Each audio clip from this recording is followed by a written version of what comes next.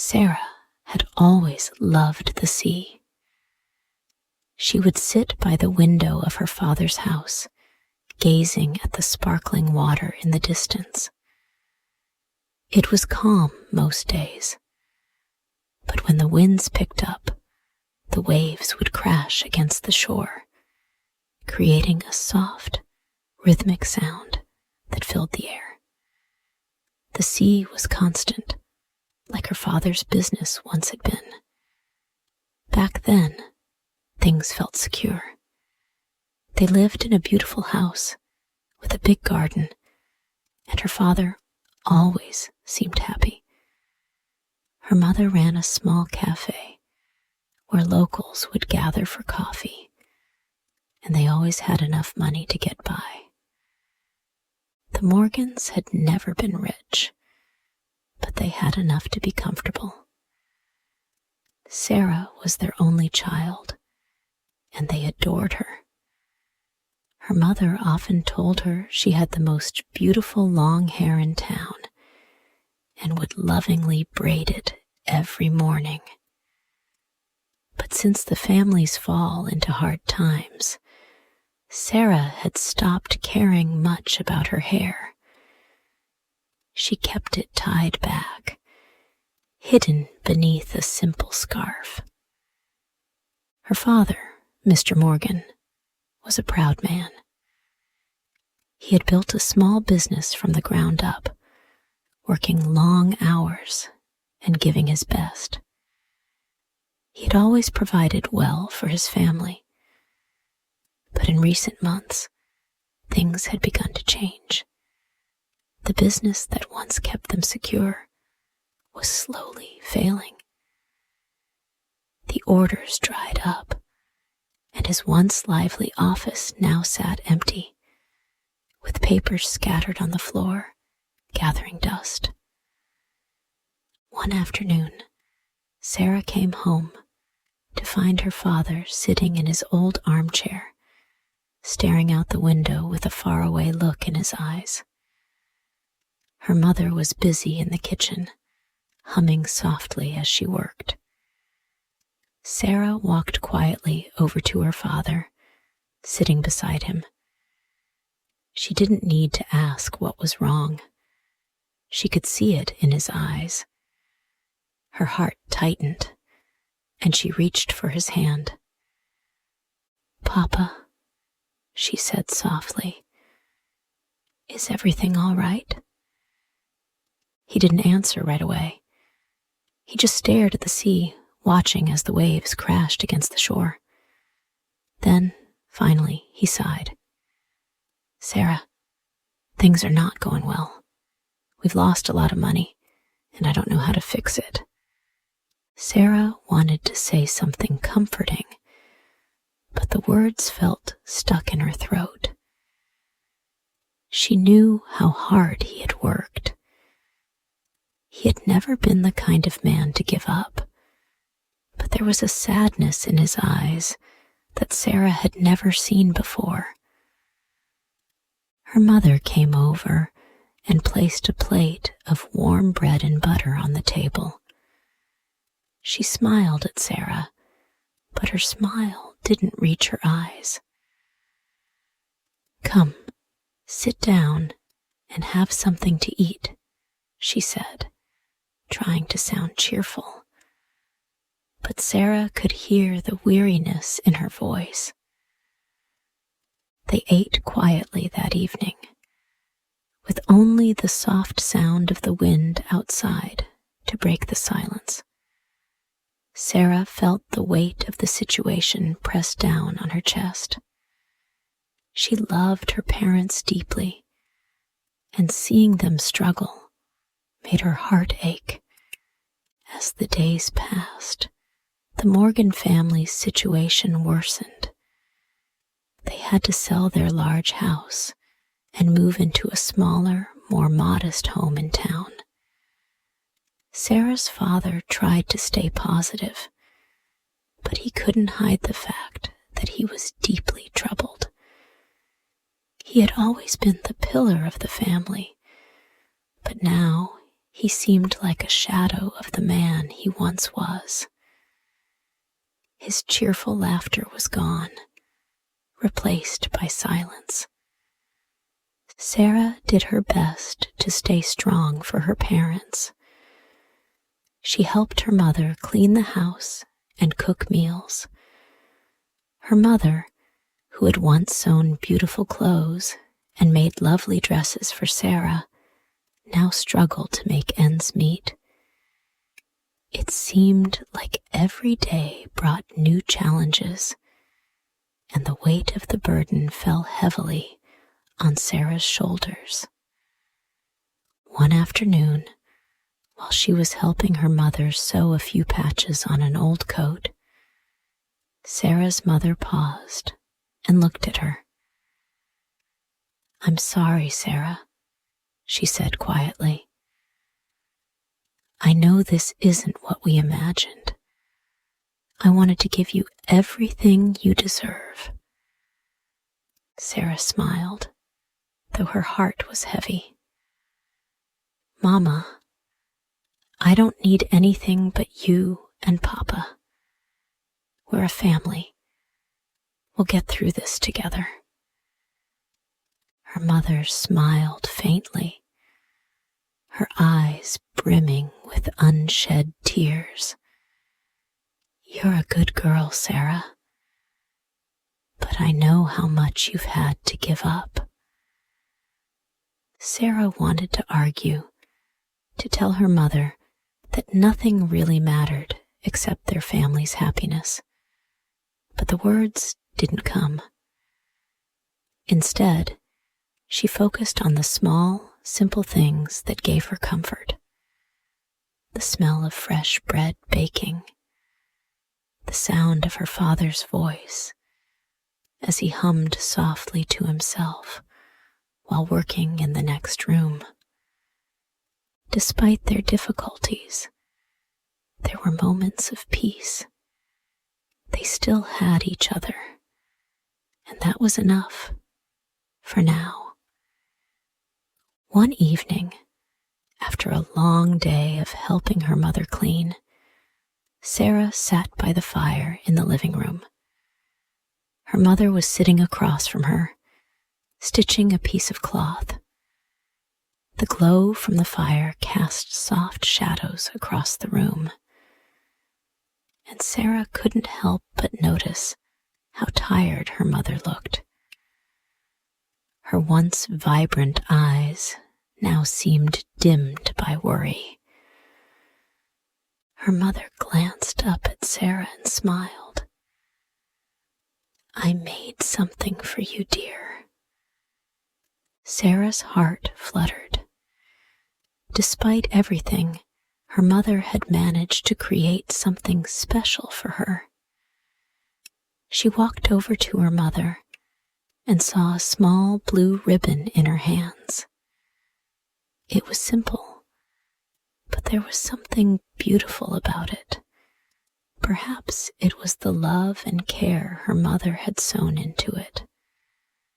Sarah's mother took the ribbon and gently tied it in Sarah's hair. "You look lovely," her mother said softly. Sarah's fingers brushed the ribbon, and she smiled. It wasn't a grand gift, but it meant everything to her. It was a symbol of her mother's love, a small reminder of the happy days before everything had changed. Sarah wore that ribbon every day, even though she kept it hidden beneath a scarf. It gave her strength, a small token of the love and hope her mother still had, despite the hardships they faced. It reminded her that there was still beauty in the world, even when everything else seemed so bleak. The days continued to blur together for Sarah. Her family situation seemed to worsen with each passing week. She knew her parents were doing their best to stay strong, but the sadness in their eyes was hard to ignore. Sarah had never felt so responsible for their happiness. She tried to balance her work around the house and the little job she had started at Mr. Phillips' store. The work wasn't glamorous, but it gave her a sense of purpose. Mr. Phillips was an older man with a friendly face, though his eyes often seemed tired. He ran a small shop in the town square, selling everyday items like bread, vegetables, and small household goods.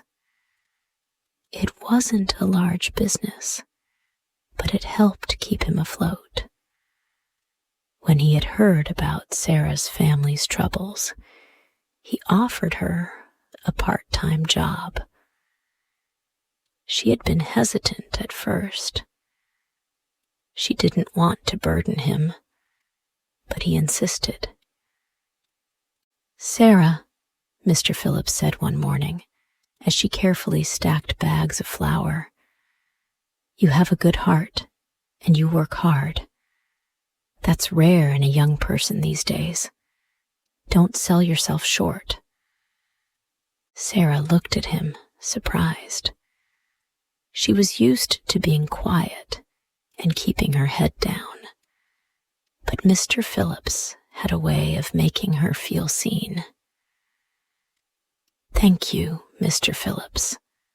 I'll do my best." And that was how Sarah came to spend her afternoons working at the store.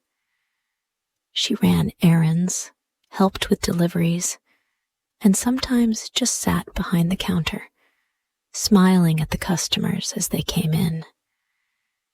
It wasn't much, but it helped ease the pressure on her parents. Though her heart ached seeing them struggle, Sarah was proud of the small ways she could contribute. One evening, after closing up the shop, Sarah was locking the door when she saw Tommy walking down the street. Tommy had been her childhood friend, though she hadn't seen much of him in the past year. He had gone off to study in the city, and Sarah hadn't heard from him for months. But there he was, standing at the edge of the store. "Sarah," he called out, his voice warm and familiar. Sarah's heart skipped a beat. Tommy had always been kind to her, even when she was a little girl. Now, as an adult, he'd grown into a handsome young man with an easy smile and kind eyes. "Tommy." Sarah smiled, though a pang of sadness filled her chest. She hadn't realized how much she had missed him. "I didn't know you were back in town." Tommy walked over to the store, his boots tapping softly on the cobblestones. "I just returned. I finished my studies, and now I'm here to help with the children in the village. I'm going to be a teacher." "That's wonderful," Sarah said, surprised. She knew that Tommy had always wanted to teach, but she hadn't known he was coming back to the village. She couldn't help but feel a little excited at the thought of seeing him more often. They chatted for a few moments, and Sarah felt a sense of calm wash over her. Tommy had always had a way of making her forget about her worries, even if just for a little while. In the weeks that followed, Sarah and Tommy began to spend more time together. Tommy would often stop by the store after school, bringing small gifts of bread or fresh vegetables for Sarah and her family. They would sit on the porch of the shop and talk about their childhood, their dreams, and the changes that had come to the town. Tommy had grown into a thoughtful and kind young man, and Sarah found herself drawn to him in a way she hadn't expected. It wasn't just his kindness that appealed to her. It was the way he listened, the way he seemed to understand her without needing to ask. He never judged her, even though he knew her family's financial troubles. One afternoon, as Sarah was sweeping the front steps of the store, Tommy approached her with a gentle smile. "You're looking tired," he said softly. "You work too hard, Sarah." Sarah stopped sweeping and wiped the sweat from her brow. "I have to help my family," she said, her voice tinged with a hint of sadness. "I'm the only one who can right now." Tommy nodded, his eyes softening. "I understand. But you don't have to do everything alone. You've got friends, you know." Sarah looked at him, her heart beating a little faster. She hadn't realized how much his friendship had come to mean to her. There was something comforting about Tommy's presence. He made her feel like everything might turn out okay, even when the world seemed heavy. Despite Sarah's best efforts to stay humble and keep her head down, the whispers of the town began to spread. Some of the women in the village, especially the ones who had once known Sarah's family when they were wealthier, couldn't help but gossip behind her back. They saw Sarah working at the small shop and noticed the blue ribbon tied in her hair every day. "Did you see her?" one woman whispered. "She's wearing that blue ribbon all the time now. I hear it's from her mother. But what does she think she's doing? Pretending to be important?" Another woman, who had once been a regular customer at Sarah's mother's cafe, nodded in agreement. Her family was so wealthy. Now look at them, all that pride gone. And she walks around with that ribbon like she's still someone special.